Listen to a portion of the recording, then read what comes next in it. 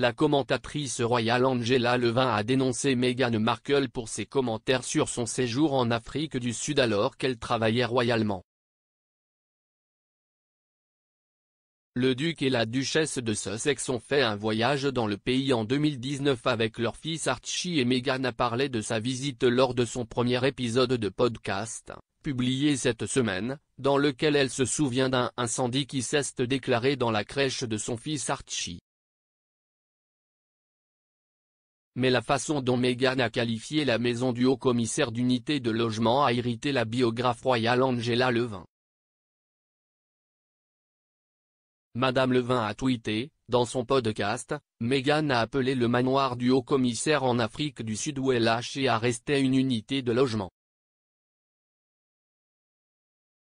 Madame Levin dit que les commentaires de Meghan sont similaires à ses plaintes concernant son mariage financé par les contribuables en 2018.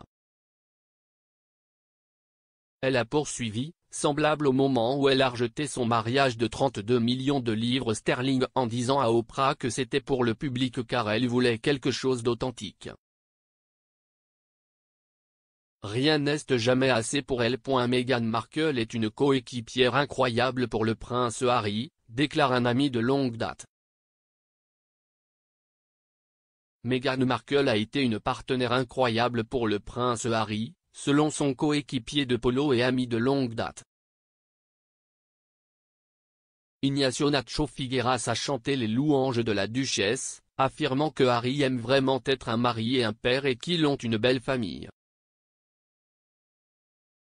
Les Sussex sont mariés depuis mai 2018 et ont 2 enfants, Archie, 3 ans, et Lilibet, 1. Monsieur Figueras a déclaré au magazine People, « Ma femme, Delphi et moi connaissons Harry depuis très longtemps.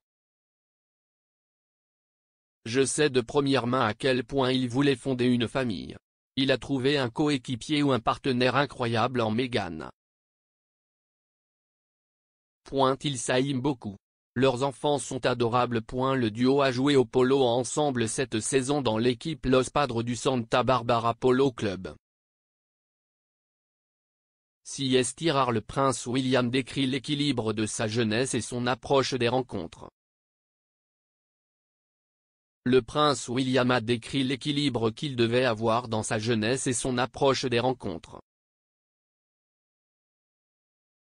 Sortir ensemble en tant que prince et héritier du trône s'accompagne de défis très spécifiques et le duc de Cambridge a révélé les difficultés qu'il a rencontrées lorsqu'il a vu une femme qu'il aimait.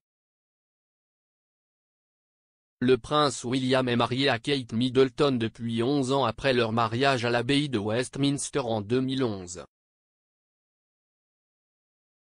Cependant, leur relation, qui s'est épanouie à l'université de St Andrews, n'a pas toujours été simple. En juin 2003, William a célébré son 21e anniversaire et a parlé des pressions qu'il ressentait lorsqu'il sortait avec des femmes.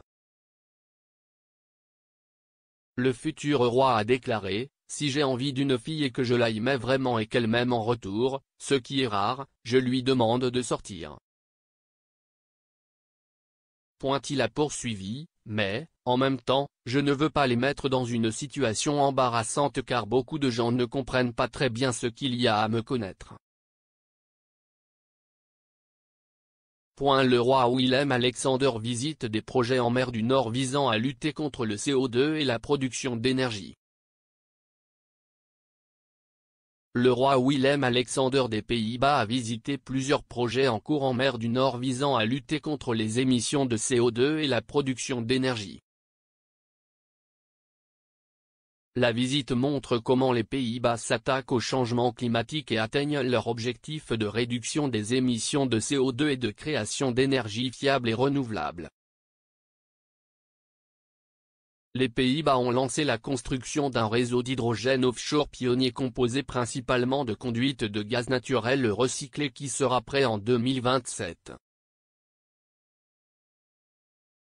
Neptune Energy, une société pétrolière et gazière participant au projet, a déclaré qu'un électrolyseur de mégawatts sera placé dans un conteneur maritime et installé sur la plateforme Q13 à Ackleroy a visité lors de sa visite, à 13 km de Scheveningen.